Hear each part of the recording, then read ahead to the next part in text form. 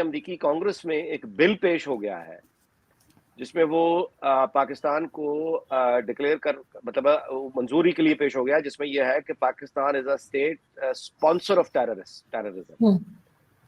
अच्छा, वो अगर वहां कामयाब होने के लिए टेबल हुआ है और हम अमेरिका को American ambassador expel American ambassador के ट्रेंड चला रहे हैं, टॉप ट्रेंड, तो बुनियादी तौर पर हम चिल्ला के कह रहे हैं कि हम पर पाबंदियां लगाओ। आप लोगों के इसी हफ्ते में ये क्यों जल्द से, मैं ये पूछना चाह रही हूँ कि क्यों जल्द से इस्लामाबाद में ओआईसी सर पर है, दुनिया को क्या पैगाम जाएगा? कल पार्लिमानी लॉजिक से क्या पैगाम गया सबको? शाम 5 घंटे टीवी पे क्या चलता रहा? खुदा ना खास्ता कुछ ऐसा वैसा हुआ तो फिर आप तमाम पार्लियामेंटेरियन जिम्मेदार होंगे। यानी उस मुल्क में जहां पे बकायदा तौर पे अमरीकी सफीर मौजूद ही नहीं है, उस मुल्क की जो हुक्मरान पार्टी है वो ये ट्रेंड चला रही है, एक्सपेल दी अमेरिकन एम्बेसडर। सदके जाऊं मैं, माशाल्लाह माशाल्लाह। तो अगर कांग्रेस से ये बिल मंजूर हो जाता है तो हम पे वो पाबंदियां आ जाएंगी जो रशिया पे अब हैं या ईरान पे हैं या नॉर्थ कोरिया पे हैं। पाकिस्तान की जितनी भी प्रॉपर्टीज हैं वो सब यानी कब्जे में ले ली जाएंगी, सील हो जाएंगे, अकाउंट सारे सील हो जाएंगे, हमारी इंपोर्ट एक्सपोर्ट खत्म हो जाएगी।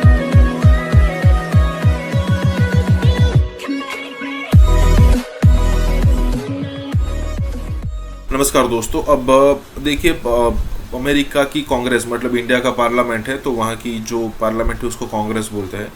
तो वहाँ की कांग्रेस में एक बिल पास हो गया है कि भाई अब जो है वो पाकिस्तान को आतंकवादी मुल्क, आतंकवादी देश घोषित किया जाना चाहिए या फिर जाएगा।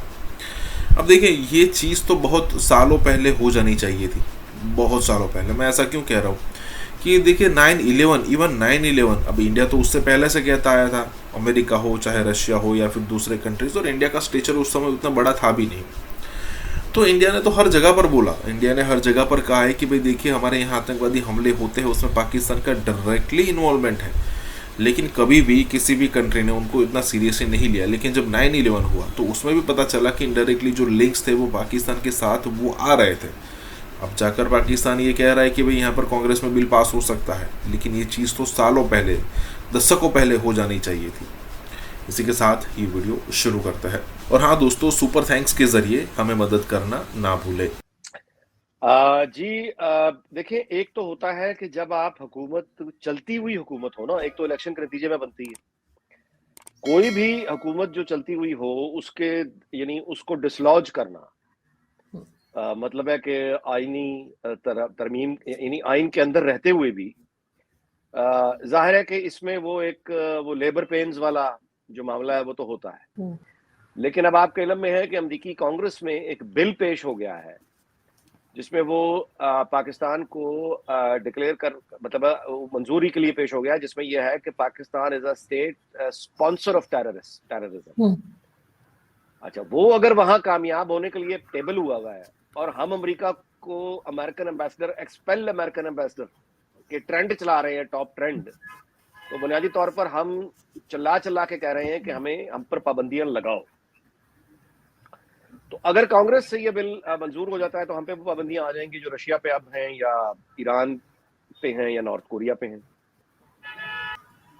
जिस बात को वो रियलाइज नहीं कर रहा वो ये है कि हुकूमत माजूर नहीं होगी, एक्चुअली पाकिस्तान क्रिपल हो जाएगा। उसकी वजह ये है कि वो हुकूमत तो जो भी आएगी, मतलब है कि आपके इल्म में है कि अरबपति लोग हैं ये सारे, तो इनको तो मतलब तब भी कोई ज्यादा फर्क नहीं पड़ेगा। लेकिन ये जो ईरान और नॉर्थ कोरिया वाली और रशिया वाली पाबंदियां अगर लग गई, वैसे मैं आपको बताऊं आरजू, तो फिर हमारी ये जो अशराफिया जो है ना, अशराफिया, वो कॉर्पोरेट वर्ल्ड के हों या वो सिविल एडमिनिस्ट्रेशन के लोग हों या किसी भी महकमे के हों, ये तो सब आप जो समझना कि उड़ जाएंगे। उसकी वजह यह है कि वो पाकिस्तान की यानी आप ये जितनी भी यानी आप कहें कि हाई कमीशंस हैं, पूरी दुनिया में फैले हुए अकाउंट्स हैं, पाकिस्तान की जितनी भी प्रॉपर्टीज हैं वो सब यानी कब्जे में ले ली जाएंगी, सील हो जाएंगे, अकाउंट सारे सील हो जाएंगे, हमारी इंपोर्ट एक्सपोर्ट खत्म हो जाएगी। यानी हमारी जो एक्सपोर्ट यूरोपीय यूनियन को है या अमेरिका को है या दुनिया में किसी को जो भी कुछ हम भेजते हैं वो सब कुछ खत्म हो जाएगा।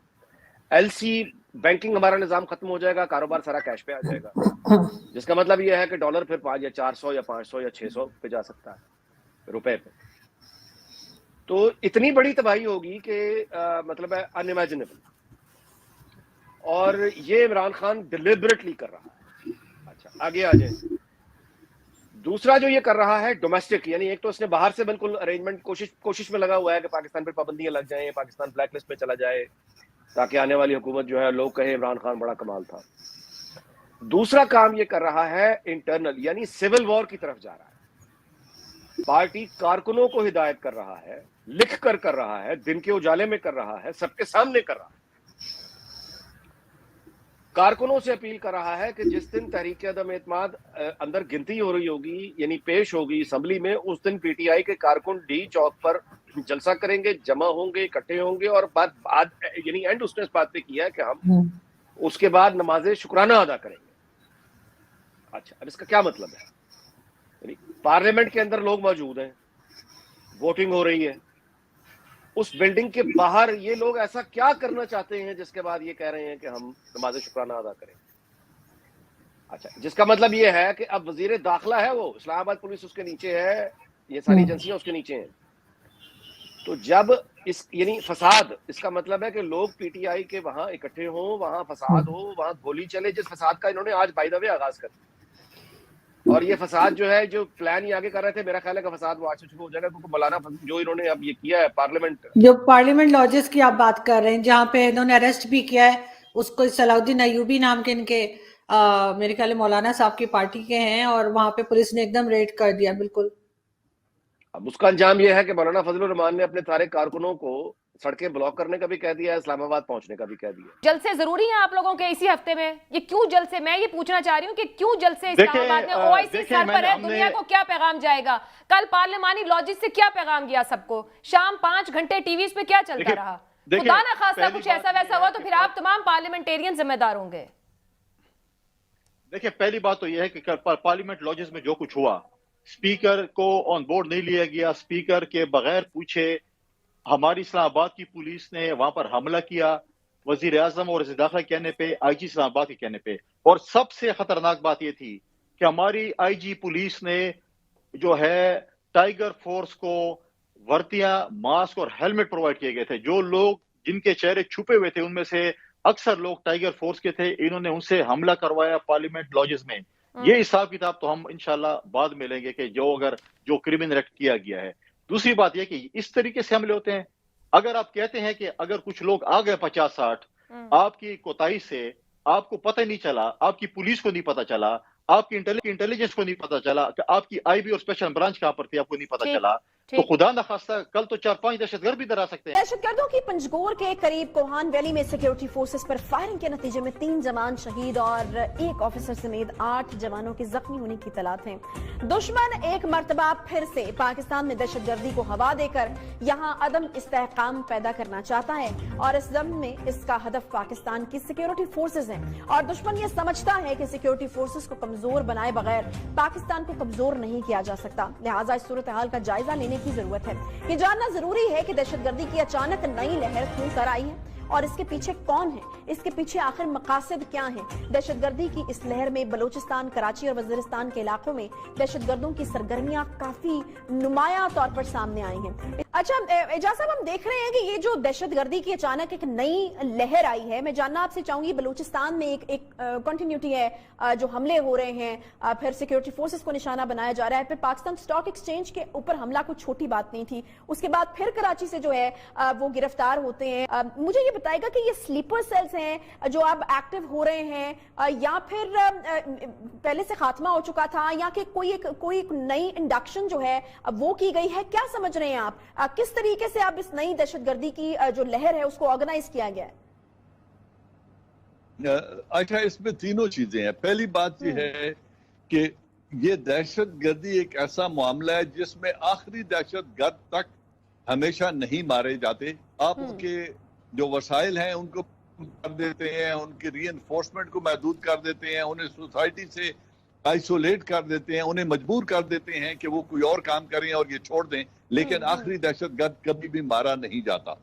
अब ये स्लीपिंग सेल की मौजूदगी भी एक हकीकत है, और 2610 किलोमीटर का बॉर्डर जो तकरीबन 1800 से ज्यादा तक फेंसिंग हो चुकी है, मजीद जो 1100 किलोमीटर का एरिया अभी तक फेंस नहीं हुआ है, वहां से फ्रेश इन्फेक्शन की इम्कानात हैं और वो होती रहती है। और समुद्र के जरिए मच्छरों की सूरत में, मच्छरों के रूप में भी ये लोग उनको दाखिल करते रहते हैं कराची और समुद्र की सरहदों से। तो मुकम्मल तौर पर रास्ते बंद ना हैं ना हो सकते हैं, इसकी प्रोबेबिलिटी रहेगी, क्योंकि जब हिंदुस्तान की हुकूमत इसमें इन्वॉल्व है, अगर आप नरेंद्र मोदी का और उनके राजनाथ का और अजीत डोवाल की स्टेटमेंट सुने तो वो अलल ऐलान ये बात कह रहे हैं कि हम गिलगित बल्तिस्तान के अंदर भी मसाइल पैदा करेंगे, हम बलूचिस्तान के अंदर भी मसाइल पैदा करेंगे, और पाकिस्तान और कराची जो चाइना का इंटरेस्ट है उसको भी वो निशाना बनाएंगे, क्योंकि इसमें उनकी पुष्ट पनाही वो आलमी कुव्वतें कर रही हैं जो चाइना को कंटेन करना चाहती हैं और चाइना के बढ़ते हुए इन्फ्लुएंस को रोकना चाहती हैं। लिहाजा ये एक जंग है जो लंबा अरसा चलने वाली है। हमें अपने घर को बेहतर करना है और अपने रेस्पॉन्स को बेहतर बनाना है।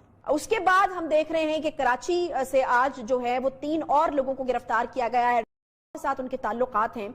अब क्या इकदाम कर रहे हैं हम, या फिर अभी इसी तरीके से हम देख रहे हैं कि क्या होगा, क्योंकि ये तो अब रोजे रोशन की तरह आया हो चुकी है बात कि भारत और वो पूरे तरीके से एक्टिव है इस वक्त पाकिस्तान में। जी आशा, थैंक यू वेरी मच। इसमें तो कोई दो राय नहीं है। ये सिर्फ प्राइम मिनिस्टर ऑफ पाकिस्तान ने पार्लियामेंट में नहीं कहा, ISI और मिलिट्री इंटेलिजेंस के पास ऐसे ठोस शवाहिद मौजूद हैं इस वक्त, जैसे चिराग बुझने से पहले आखिरी लौ देता है। चूंकि हिंदुस्तान और अमेरिका का अमल दखल अफगानिस्तान में दिन ब दिन कम हो रहा है और वाइंड अप हो रहा है, और एक स्टेज आएगी जब उनका अमल दखल बिल्कुल खत्म हो जाएगा, तो उससे पहले वो जो कुछ नुकसान आर्म फोर्सेस का करना चाहते हैं वो उसकी पूरी कोशिश कर रहे हैं, और पाकिस्तान और चाइना के मुश्तरका मफादात पर वो जितनी ज़रब लगा सकते हैं वो लगा रहे हैं।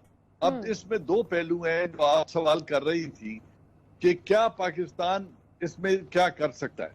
पहली बात है अपनी दाखिली सिक्योरिटी को बेहतर बनाना, अपने जो हसास टारगेट हैं उनकी बेहतर हिफाजत करना, और अपने तमाम तर वसाइल को बरूएकार लेकर इस चीज को होने से पहले रोकना, ये एक चैलेंज है। लेकिन इस चैलेंज से निपटने की सलाहियत भी है। मजीद मुस्तैदी की जरूरत है, मजीद मेहनत और लगन की जरूरत है, इसमें और कोई दो राय नहीं है।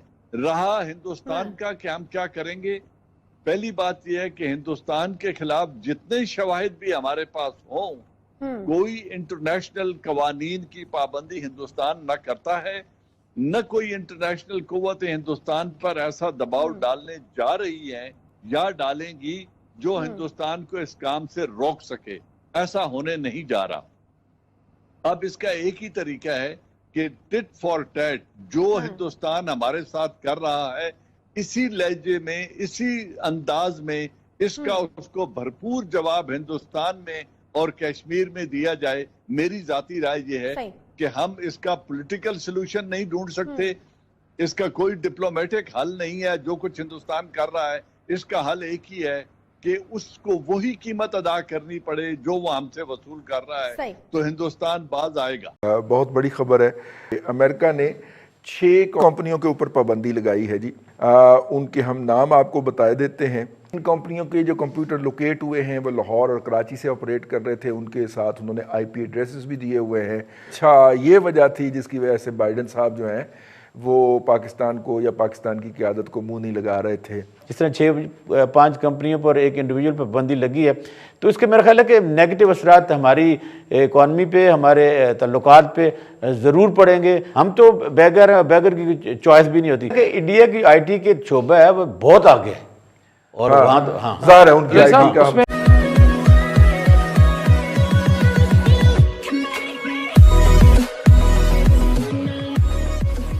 नमस्कार दोस्तों, इस टाइप की न्यूज़ आए दिन आती रहती है कि भाई चाहे वो यूरोप हो चाहे अमेरिका हो, कहा यह जाता है कि भाई पाकिस्तान की इस कंपनी को बैन कर दिया। यहाँ पर बात हो रही है कि पाकिस्तान की 6 कंपनीज को अमेरिका ने बैन कर दिया है। लेकिन इस टाइप की न्यूज़ आती रहती है कि भाई अमेरिका ने ये बैन कर दिया या फिर यूरोपियन कंट्रीज़ ने ये बैन कर दिया। कई बार ऐसी भी न्यूज़ आती है कि UAE हो, सऊदी हो, दुबई हो, फ्रांस हो, ये सारे कंट्रीज़ जो है वो पाकिस्तान को मतलब कि लात मारकर, पाकिस्तानियों को लात मारकर निकाल रहे हैं। और जो यूएई, जिसने चाहे वो 71 वाली वॉर हो, कारगिल हो, उस टाइप की जो वॉर थी उसमें पाकिस्तान को खुलकर सपोर्ट किया था, आज के समय में वो इंडियंस को खुलेआम वीज़ा दे रहे हैं, खुल्ला वीज़ा दे रहे हैं, लेकिन पाकिस्तानियों को वीज़ा देने की मतलब 1000 बार सोच रहे हैं कि इनको वीज़ा दे या ना दे। और पाबंदी आ चुकी है कि भाई पाकिस्तानियों को वीज़ा नहीं देना है, क्योंकि जो भी यहाँ पर उस टाइप की इलीगल एक्टिविटीज़ होती है इसमें ये शामिल होते हैं। तो यहाँ पर यही बात हो रही है कि कैसे आए दिन पाकिस्तान के स्टेक होल्डर्स पाकिस्तान को ही नुकसान पहुँचाते हैं। इसी के साथ ही वीडियो शुरू करते हैं। और हाँ दोस्तों, सुपर थैंक्स के ज़रिए हमें मदद करना ना भूलें। अमेरिका ने 32 कंपनियों के ऊपर पाबंदी लगाई है जी। तो उन्होंने फौरी तौर पे 32 कंपनियों के ऊपर पाबंदी लगाई, जिनमें 6 जो हैं अफराद या कंपनियां वो पाकिस्तानी हैं। उनके हम नाम आपको बता देते हैं। उनमें फ्रेश एयर फार्म एक कंपनी है, लाइकवाइज IT की कंपनियां हैं, लाइकवाइज ये दूसरी कंपनी है। तीसरी कंपनी का नाम है मिक्सॉफ्टेक्ट, ये तीसरी कंपनी है। चौथी कंपनी है सेकंड आई सोल्यूशन और 5वीं कंपनी है ऑक्सीटेक। और इनके मालकान जो हैं जिनके ऊपर पाबंदी लगाई गई है उनमें मोहसन रज़ा, मुश्तबा रज़ा, सैयद हसनैन, मोहम्मद अनायत, सैयद रज़ा और शहजाद अहमद शामिल हैं। ये एक रूटीन की बात है। ज़ाहिर है हमारी IT कंपनियां जो थीं वो मुख्तलिफ सर्विसेज प्रोवाइड कर रही थीं। इन कंपनियों के जो कंप्यूटर लोकेट हुए हैं वो लाहौर और कराची से ऑपरेट कर रहे थे, उनके साथ उन्होंने IP एड्रेसेस भी दिए हुए हैं। अब इससे मुख्तलिफ इस वक्त एक पाकिस्तान के अंदर जो मुकामी धमा चौकड़ी मची हुई थी उसके अंदर हम इस खबर का जायज़ा नहीं ले पाए, लेकिन इस वक्त पाकिस्तान का जो एंटी मीडिया है, और ख़ास तौर पे आपको पता है कि भारत हमसाया मुल्क वो इस तरह का कोई मौका नहीं जाने देता, वहाँ पे जनाब इसके मुख्तलिफ मतलब निकाले जा रहे हैं। और मतलब ये भी है, उसका एक मतलब निकाला गया कि अच्छा ये वजह थी जिसकी वजह से बाइडन साहब जो हैं वो पाकिस्तान को या पाकिस्तान की क़यादत को मुँह नहीं लगा रहे थे। तो ये था और ये था, ये जो प्रोपेगेंडा हो रहा है, और इसके ऊपर जो है हमारे दफ्तर ख़ारजा को भी जो है वो करना चाहिए था। क्या ये मुस्तकबिल के अंदर कोई साइबर के हवाले से हमारी जो है वो आर्म ट्विस्टिंग होगी? फाइनेंस के हवाले से जो आर्म ट्विस्टिंग है वो तो हम भुगत रहे हैं FATF में, बहुत बड़ी खबर है। फ़िलहाल तो अमेरिकन ने इस हवाले से कुछ नहीं कहा, लेकिन आपको पता है कि वो बड़े आहिस्ता आहिस्ता अनफोल्ड करते हैं। आपका तो उनको डील करने का तजर्बा भी है। तो इस वक्त क्या करना चाहिए जी पाकिस्तान को? अभी तो दफ्तर ख़ारजा हमारा जो है वो इस पर एक गोलमोल सी बात करके चुप हो गया। वो रूस के वज़ीर ख़ारजा के दौरे के फ़ौरन बाद जो है रूस के वज़ीर ख़ारजा के दौरे के अगले दिन ये खबर छपती है, और फिर हम देखते हैं हफ्ता 10 दिन के अंदर ये वाली डेवलपमेंट हो जाती है। Your take sir. लेकिन ये इतनी चीज़ सिंपल भी नहीं है कि हम कहा जाए कि 6 कंपनियों पे बैन लगा है तो शायद आगे ये ट्रैवल ना करें। ये बिल्कुल जो अमरीकी हैं ये बहुत आगे जाके काम करते हैं, और उनके जो डेस्क मुख्तलिफ ख़ित्तों के होते हैं वो बाकायदा इंफॉर्मेशन इकट्ठी करते रहते हैं। अगर ये कुछ हुआ है तो वो इतना सादा और हम इसको सिंपल नहीं कहते। ये देखिए हमारे जो बच्चे पढ़ने बाहर जाते हैं, आपको पता है कि फ़िज़िक्स के सब्जेक्ट में उनको अमेरिका में दाखिले नहीं दिए जाते, इसलिए कि हम साइंस की दुनिया में हमें तो आगे नहीं जाने दिया जाता। तो वो तो इन चीज़ों को कंट्रोल करते ही रहते हैं। और जिस तरह रशिया के जो फॉरेन मिनिस्टर थे आए, और जो अलाइनमेंट नहीं हो रही है इस खित्ते में ईरान, चाइना, टर्की, पाकिस्तान और रशिया के हवाले से, तो ये कोई चीज़ें इतनी सिंपल नहीं हैं। अब आखिर में जब इन चीज़ों को मंतकी इंजाम तक पहुँचाया जाएगा, जिस तरह 5 कंपनियों पर एक इंडिविजुअल पर पाबंदी लगी है, तो इसके मेरा ख्याल है कि नेगेटिव असरात हमारी इकॉनमी पे, हमारे तल्लुकात पे ज़रूर पड़ेंगे। कि जो देखिए ना, जो बाइडन ने भी आकर इंडिया की तरफ अपना झुकाव डाला है, तो ये जो इस किस्म के इशारे होते हैं डेवलप कंट्रीज़ के, और हमारी देखिए हमारी औकात क्या है, फ्रैंक ये बात है, हम तो बैगर की चॉइस भी नहीं होती। जहाँ हमें जो कुछ मिलता है हम वो ले लेते हैं। अब देखना यह कि पाकिस्तान चाइना के तल्लुकात से कितना अपने आप को इक्विप्ड करवा लेता है, कितना उसको यूज़ कर लेता है। अभी तक तो हमने पॉजिटिवली नहीं किया। जिस तरह चाइना के साथ उनकी बातचीत चली $400 बिलियन की, तो उन्होंने कहा कि ये एक नेशन है, ये एक फ़ोन कॉल पे सिलेंडर नहीं कर जाते। तो इसका ये कहा जाए कि उन्होंने किसी और के मतलब कहा है, ये क्लैरिटी के साथ हमारे मतलब कहा है, हमने ही सिलेंडर किया था। सानू सोच गई है, वैसे साढ़े बारे नहीं भी किया जाता लेकिन हमने अपने ऊपर ले लिया। तो मेरा ख्याल है कि इसके आने वाले वक्तों में नेगेटिव असरात हो सकते हैं अगर हमने पॉजिटिवली इसको रिस्पांस न किया, जैसे खबरों की तरह खबर में पड़ी रही तो ये खबर कभी बड़ी हेडलाइन में बन सकती है। इसके तमाम के बावजूद जो कंपनियों का बैन आपने बताया कि जी कंपनियों पे इस तरह बैन लगा रही साहब, क्या वो सिर्फ पाकिस्तानी कंपनियां ही थी? बाकी मुल्क की किसी शहर की, किसी रशिया की और पाकिस्तान की, वही ना, रशियन है ना? तो मुझे बताइए कि उसमें क्या रशिया के साथ पाकिस्तान के ताल्लुकात ज्यादा बेहतर हैं या कि हमारे हमसाया मुल्क भारत के ताल्लुकात हैं? उन्होंने उस तरफ ध्यान ही नहीं दिया होगा किसी ने। और माशाल्लाह हमारी चूंकि फॉरेन पॉलिसी ही इतनी अच्छी है और फॉरेन अफेयर्स हमारे इतने अच्छे जा रहे हैं। भट्टी साहब, मैं आपको बताऊं, वहां पे जो पाकिस्तान के एम्बेसडर हैं वो एक इंतहाई नलायक नखेद किस्म का इंसान है, जो ट्रंप की बकायदा कंपेन करता रहा। जो पाकिस्तान के एम्बेसडर साहब है, डिप्लोमेट उनकी ट्रंप की कंपेन चलाते रहे यार। और भट्टी साहब को पता है कि इंडिया की आईटी के शोबा है वो बहुत आगे है और वहां तो ज़ाहिर है उनकी आईटी का हमसे बहुत आगे। देखें बात ये, मैं वही कह रहा था बात आपसे कि हमारी फॉरेन पॉलिसी इतनी अच्छी है कि हमने इसको कहीं भी किसी भी फोरम पे ना उठाना है, ना हमने इसके ऊपर कोई कंडेमनेशन देनी है, ना हमने पूछने की जरूरत ही करनी है। ठीक हो गया भाईजान, कितने फसाता है, कितने सानू फसा ठीक है ना? भट्टी साहब हमने बंदे पकड़ के देने हैं कि ये वो बंदे इनाम भी ले लेना हमने। फिर उसके बाद हमने FATF है रईस साहब, वो यूनाइटेड नेशंस है, वो UN सिक्योरिटी काउंसिल है, वो जो भी है दुनिया में, वो WHO है, जहां भी है, हम पैदा ही मार खाने के लिए। इस वक्त इंडिया का ट्रेड सऊदी अरब और UAE मिला के $120 बिलियन बनता है। उसके मुकाबले में आपकी जो टोटल ट्रेड है सऊदीया और UAE के साथ मिला के वो $9 बिलियन बनती है। OIC का मतलब, मकसद और हमारे लिए इम्पोर्टेंस बहुत कम रह गया है अभी। हम बड़े डिसअपॉइंटेड हैं। देखिए, लेट्स बी एब्सोल्युटली क्लियर, ये एक बहुत बड़ा धचका मिला है पाकिस्तान को। हमें कभी यकीन नहीं था।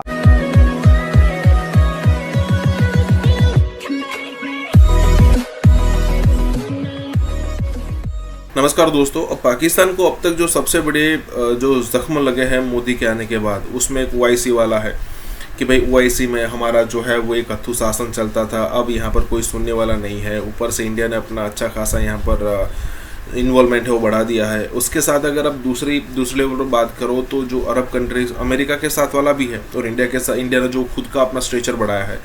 लेकिन सबसे बड़ी जो मुसीबत पाकिस्तान के लिए है वो ये है कि अरब कंट्रीज़ के साथ इंडिया की जो नज़दीकी बढ़ी है, अरब कंट्रीज़ के अंदर जो मंदिर बन रहे हैं, इंडिया का जो ट्रेड है, इंडिया का जो व्यापार है वो इस कंट्रीज़ के साथ जो बढ़ा है, उसके हिसाब से अब अरब कंट्रीज़ को भी लगता है कि भाई पाकिस्तान के साथ रिलेशन रखने का कोई मतलब नहीं बनता है, क्योंकि कुछ भी आप कर लो, कितने भी रिलेशन अच्छे कर लो, व्यापार के बगैर तो कोई रिलेशन मेंटेन हो ही नहीं सकता।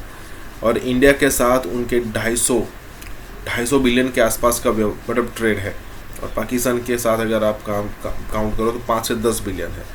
तो मान लीजिए पाकिस्तान का कोई प्रधानमंत्री भीख मांगने के लिए अगर जाता भी है वहाँ पर, तो उनको छुट्टे दे दिए जाएंगे, लेकिन बिजनेस तो इंडिया के साथ ही होगा। यहाँ पर यही बात हो रही है। इसी के साथ ही वीडियो शुरू करते हैं। और हाँ दोस्तों, सुपर थैंक्स के जरिए हमें मदद करना ना भूले। जनरेशन ऑफ इस्लामिक कोऑपरेशन का इजलास हुआ तो इसके 50 नुकाती मुश्तरका एलामिये में मसला कश्मीर का तस्करा तो नहीं हुआ। इस्लामी ममालिक के उस इजलास में अगर आप याद करें तो उसमें न सिर्फ हम देखते कि भारत की फ़दाई जो जाहिरियत की थी उसकी ना कोई मजम्मत हुई और ना उस पर तशवीश का इजहार किया गया, बल्कि यही वो इजलास था कि जिसमें पाकिस्तान की मुखालफत के बावजूद भारतीय वज़ीर ख़ारजा जो हैं वो बतौर गेस्ट ऑफ ऑनर या खुसूसी मेहमान के शरीक हुई। ये सिर्फ पाकिस्तान की सिफारती या सिफारतकारी की नाकामी ना थी, बल्कि इस्लामी तंजीम की नाकामी भी थी, जो अपने रुकन के खिलाफ होने वाली जारियत पर हम देखते हैं लबकुशाई तो क्या करती, बल्कि उल्टा भारत के लिए वो अपने दरवाजे खोलती नजर आई। भारत पे दबाव बढ़ता हुआ नजर नहीं आता। लेकिन हिलाली साहब, जो सवाल है कि एक ज़माने में OIC पाकिस्तान की एक महफूज टेरिटरी हुआ करती थी, कोई मेहनत नहीं करना पड़ती थी, बरसा बरस दिहाइयों तक जो है जो एक मौक़िफ़ होता था कश्मीर पे वो तसलसल के साथ था। लेकिन आज हम देखते हैं कि पाकिस्तान को OIC में भी मेहनत करनी पड़ी। अबू धाबी की जो गुज़श्ता साल का इजलास था उसकी बहुत बड़ी मिसाल था। तो जो भारत का नफूस बड़ा है उसकी क्या सिर्फ माशी उनकी ताकत है जिसकी वजह से हुआ ये? नहीं, ये आपका ऑब्जर्वेशन बिल्कुल सही है। OIC का मतलब, मकसद और हमारे लिए इम्पोर्टेंस बहुत कम रह गया है अभी।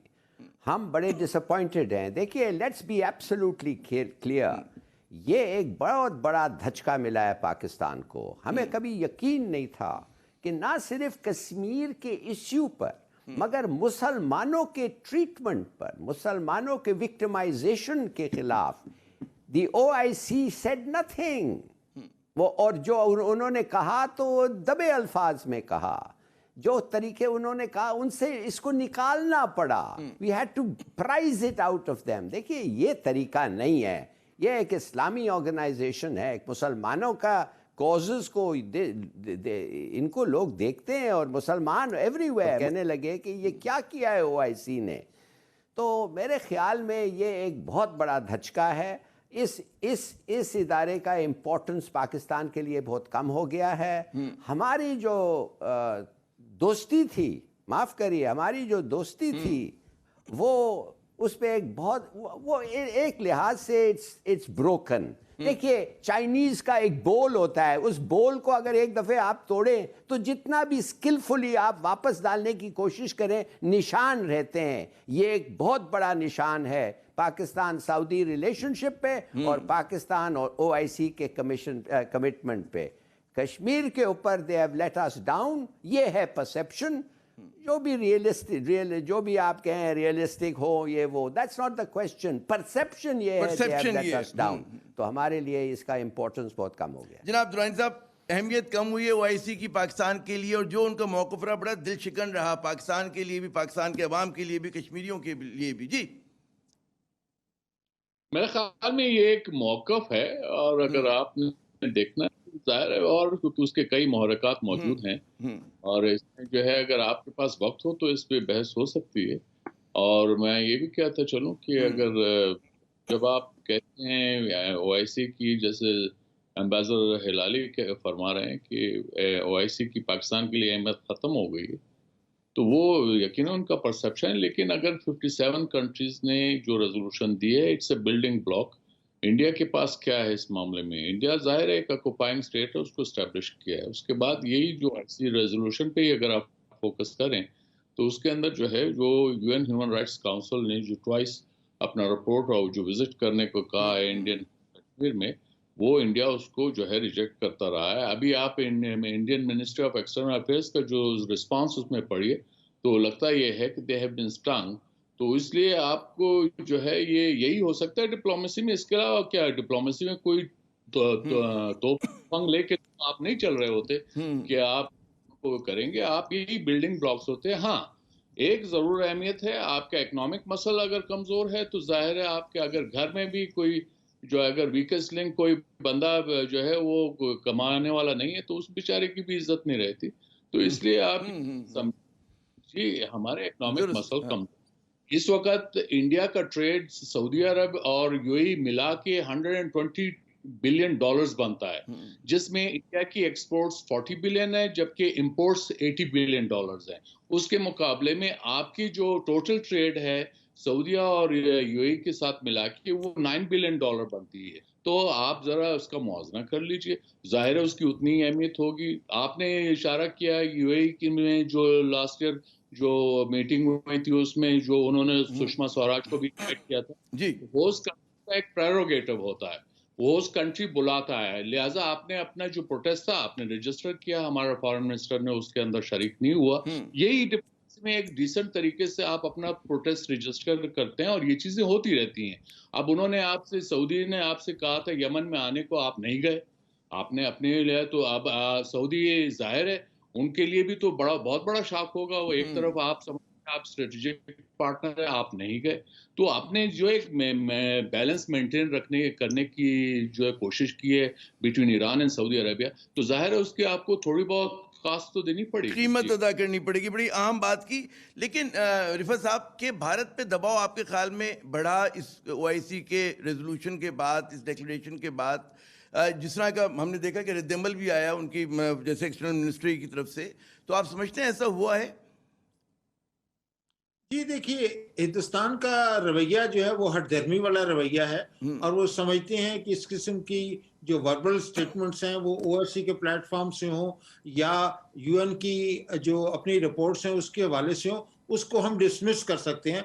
हिंदुस्तान इस बात पे मुसिर है कि जो भी उनका कश्मीर का मसला है वो उनका इंटरनल मामला है और उसके हवाले से वो किसी किस्म की जो एक्सटर्नल इंटरफेरेंस है they will not broke it. लेकिन मेरे ख्याल के अंदर हिंदुस्तान ये समझता है कि जब तक उसके माशी मफादात जो हैं वो बढ़ते हुए उसके माशी मफादात जो हैं वो उन मुल्कों के साथ वाबस्ता है और उसकी वजह से वो they can use that as a leverage to put Pakistan stance on the back foot, तो मेरे ख्याल में हिंदुस्तान को ज्यादा परेशानी कोई लाक नहीं होगी। और अब्बास साहब कहते हैं वजीर आजम ने CIA के डायरेक्टर से बावजूद ख्वाहिश मिलने से इनकार कर दिया और कहा कि मैं अमरीकी हम मनसब से मुलाकात करूंगा।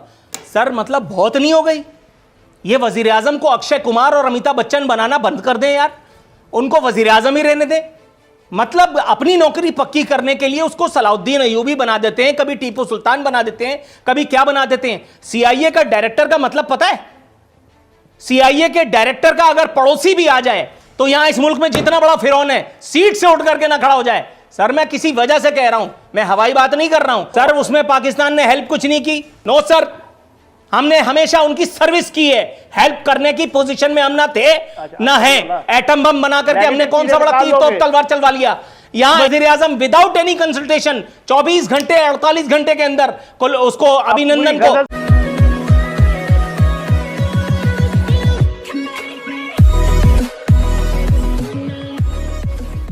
नमस्कार दोस्तों, अब एक पाकिस्तान जैसे कंट्री का सबसे बड़ा दिक्कत यही है कि भाई वहाँ पर होने के लिए तो डेमोक्रेसी चलती है, होने के लिए इलेक्शन होते हैं, लेकिन वहाँ पर हम सबको पता है कि सबसे ज़्यादा जो पावर है वो पाकिस्तानी आर्मी के पास है। तो कई बार ऐसा होता है कि दिखाने के लिए अमेरिका जैसा कंट्री जो है वो एक PM टू PM या फिर प्रेसिडेंट टू PM बात तो करते हैं, लेकिन जब पाकिस्तान से कुछ काम निकलवाना होता है तब उनका ऐसा होता है कि भाई नहीं, यहाँ पर आर्मी जनरल या फिर के आर्मी के जो मेन है उनसे ही बात करनी पड़ेगी। अब यहाँ पर भी यही बात है कि भाई किस टाइप से यहाँ पर पाकिस्तानी आर्मी ने यहाँ पर टेक ओवर कर रखा है और कैसे यहाँ पर प्राइम मिनिस्टर की बिल्कुल भी नहीं चलती, और यहाँ पर अमिताभ बच्चन और अक्षय कुमार के एग्जाम्पल भी लिए जा रहे हैं। कहने का मतलब ये है, अब देखिए इस वीडियो में आपको देखने को मिलेगा कि कुछ रेयर पाकिस्तानी एंकर है जो गवर्नमेंट के खिलाफ कुछ ना कुछ बोलने की कैपेसिटी रखते हैं। अब ऑब्वियसली हो सकता है कि उनको फ्यूचर में नुकसान भी झेलने पड़े, लेकिन वो आज के दिन में तो डेफिनेटली बोलते हैं, और यहाँ पर यही आपको सुनने को मिल रहा है। इसी के साथ ये वीडियो शुरू करता है। और हाँ दोस्तों, सुपर थैंक्स के जरिए हमें मदद करना ना भूले। चल रहे हैं। अच्छा सर, ये एक बहुत लंबी आई है, मतलब आप देखिए फुल टॉस की भी कोई लिमिट होती होगी। ऑन अब्बास मतलब पूरी हुकूमत ही ऐसी चल रही है, सिर्फ रहमतुल्लाह अलैह नहीं लगा पाए अब तक, और वो भी किसी दिन लग जाएगा। ऑन अब्बास साहब कहते हैं वजीर आजम ने CIA के डायरेक्टर से बावजूद ख्वाहिश मिलने से इनकार कर दिया और कहा कि मैं अमरीकी हम मनसब से मुलाकात करूंगा। सर मतलब बहुत नहीं हो गई? ये वजीर आजम को अक्षय कुमार और अमिताभ बच्चन बनाना बंद कर दें यार, उनको वजीर आजम ही रहने दें। मतलब अपनी नौकरी पक्की करने के लिए उसको सलाउद्दीन अयूबी बना देते हैं, कभी टीपू सुल्तान बना देते हैं, कभी क्या बना देते हैं। CIA का डायरेक्टर का मतलब पता है? CIA के डायरेक्टर का अगर पड़ोसी भी आ जाए तो यहां इस मुल्क में जितना बड़ा फिरौन है सीट से उठ करके ना खड़ा हो जाए। सर मैं किसी वजह से कह रहा हूं, मैं हवाई बात नहीं कर रहा हूं, और आपको पता है कि जो मैं कह रहा हूं ऐसा ही है।